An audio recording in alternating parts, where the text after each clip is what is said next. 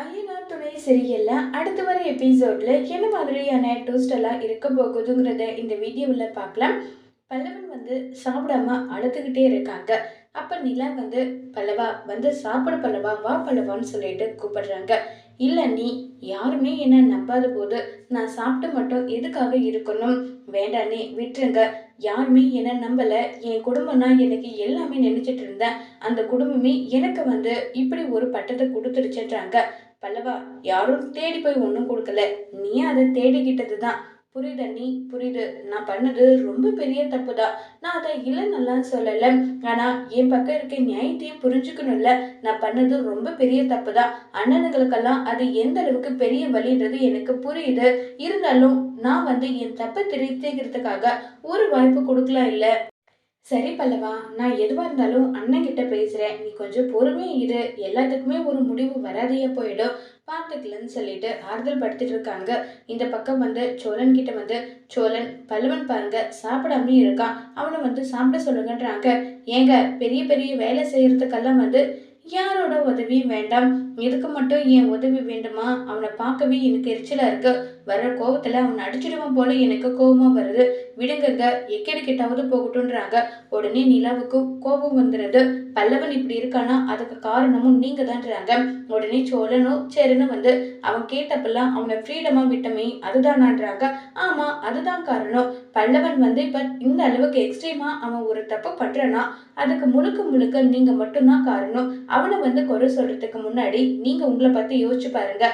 அதே மாதிரிதான் சேரன் அண்ணனும் சரி. பணம் வந்து ஒரு முறை கேட்டா எதுக்காக ஏன் என்னன்னு சொல்லி ஒரு கேள்வி கேட்கறது கிடையாது. தம்பி கேட்டுட்டான் அவனுக்காக கொடுத்துடலான்னு சொல்லிட்டு பணம் கொடுக்கறது. நீங்களும் அதே மாதிரிதான். சோழனும் சரி பாண்டியனும் சரி அதே வேலையை தானே பண்றீங்கன்னு சொல்லிட்டு இருக்காங்க. ஏங்க நாங்க கஷ்டப்படுறவங்க. எங்களுடைய கஷ்டம் மாதிரி அவன் படக்கூடாது. அவன் நல்லா இருக்கணும் சந்தோஷமா இருக்கணும்னு நினைச்சது ஒரு தப்பா? ஆமா தப்புதான். எப்படி தப்பு இல்லைன்னு வந்து சொல்லுவீங்க? பெரிய தப்பு தான் சொல்லிட்டு எல்லாம் ரொம்பவே கோவப்பட்டு பேசுறாங்க. இதை கேட்டதும் உடனே வந்து நம்ம நிலா வந்து, இங்க பாருங்க அவன் தெரியாம ஒரு தப்பு பண்ணிட்டான். ஒரு முறை அவன் அந்த தப்பு பண்றானா இன்னொரு முறை அந்த தப்பை வந்து பண்ண விடாம பண்றதுக்கு என்ன வழியோ அதை தான் நீங்க பார்க்கணும். அதை விட்டுட்டு இப்படி பண்றதுனால அவன் தப்பை வந்து திருத்திக்கிறதுக்கான வாய்ப்பா இது இருக்காதுன்னு சொல்லிட்டு நிலா வந்து எக்ஸ்பிளைன் பண்ணதும் இப்ப சேரனும் பல்லவன் எல்லாருமே சேர்ந்து ஃபீல் பண்ணி கதறி அழுதுட்டு இருக்காங்க. நான் பண்ணது ரொம்ப பெரிய தப்பு தான். என்னுடைய தப்பை மன்னிச்சுட்டு இனிமே இப்படி ஒரு தப்பு நான் பண்ண மாட்டேனேன்னு சொல்லிட்டு பயங்கரமா ஃபீல் பண்ணி கதறி அழுதுட்டு இருக்காங்க. இவங்க கதறி அழுததுமே வந்து பார்த்தீங்கன்னா ஃபீல் பண்ணி அழுது மன்னிப்பெல்லாம் கேட்குறாங்க. இனி எக்காரணத்தை கொண்டும் இப்படி ஒரு தப்பு நான் இனி எப்பயுமே பண்ண மாட்டேன்னு சொல்லி ரொம்பவே வருத்தப்பட்டு ஃபீல் பண்ணி கதறி அழுதுட்டு இருக்காங்க.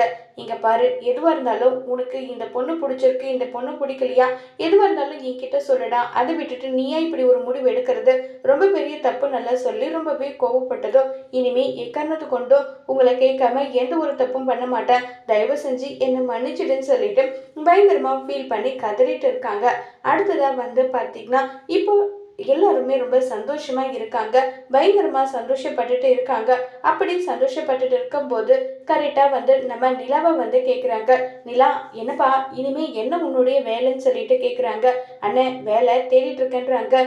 அண்ணன் வேலை நிலா தேடிட்டு இருந்தாலும் ஒரு கம்பெனிக்கு ஓனர் ஆகிற அளவுக்கு நிலாவுக்கு கெப்பாசிட்டி இருக்கு. அதை பத்தி தான் டிஸ்கஸ் பண்ணிட்டு இருக்காங்க. அதுக்கு ஒரு 5 லட்சம் ரூபாய் பணம் தேவைப்படுது. அதுதான் எப்படி ரெடி பண்றதுன்னு தெரியலன்னு சொன்னது. உடனே பாண்டி இதுல யோசிக்கிறதுக்கு என்ன இருக்கு? இதுக்கு முன்னாடி தான் வீடு பெரியப்ப பேர்ல இருக்கு அப்படி இப்படின்னு நினைச்சிட்டு இருந்தோம். இந்த வீடு வச்சு எதுவுமே பண்ண முடியாம இருந்தது. இப்ப அன்னிக்காக இந்த வீடு வந்து கடை போட்டு நம்ம அன்னைக்கு பணம் கொடுக்கலாம் இல்லைன்றாங்க. உடனே சேரன் வந்து ஆமா இது நல்ல ஐடியா இருக்கேன்னு சொல்லிட்டு நடேசனா வந்து அவ்வளோ சூப்பரா இந்த ஐடியா நல்லா இருக்கு. நிலாவுக்காக இதை பண்றதுல எனக்கு ரொம்ப சந்தோஷம்னு சொல்லிட்டு பயங்கர ஹாப்பியா இருக்காங்க. உடனே வானதி அங்க வராங்க. வானதி அங்க வந்து என்ன சந்தோஷம் யாருக்கு என்ன பண்ண போறீங்க வீடுன்றாங்க. உடனே பாண்டி அது ஒண்ணுல வானதின்னு சொல்லிட்டு எக்ஸ்பிளைன் பண்ணதும் இவ ஒன்றும் இந்த வீட்டுக்கு உண்மையை கல்யாணம் பண்ணிட்டு வந்தவங்க இல்ல.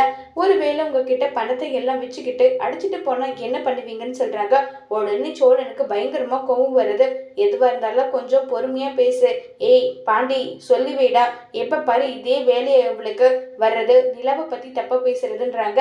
சோழன் ப்ரோ நிறுத்துங்க, ஏதோ உங்க ஒய்ஃபை பத்தி பேசின மாதிரியே சொல்லிட்டு இருக்கீங்க. உங்க கல்யாணமே ஒரு போலியான கல்யாணம். இதை வச்சு அப்படியே ரொம்பவே நல்லவங்க மாதிரி இவங்க வேஷம் போட்டுட்டு இருக்காங்க. நீங்களும் அவங்களுக்கு அப்படியே தத்துல தான் தாளம் போட்டுட்டு இருக்கீங்க. உங்களை மாதிரியெல்லாம் என்னால இருக்கவே முடியாதுன்னு சொல்லிட்டு பயங்கரமா வந்து வானதி கோவப்படுறாங்க. இதை கேட்டு மறுபடியும் வந்து பாண்டி வானதிக்கு சப்போர்ட் பண்ற மாதிரி பேசுவாங்களா, இல்ல நிலாவுக்கு சப்போர்ட் பண்ண போறாங்களாங்கிறத வரப்போற எபிசோட்ல வெயிட் பண்ணி பார்க்கலாம். தேங்க்யூ.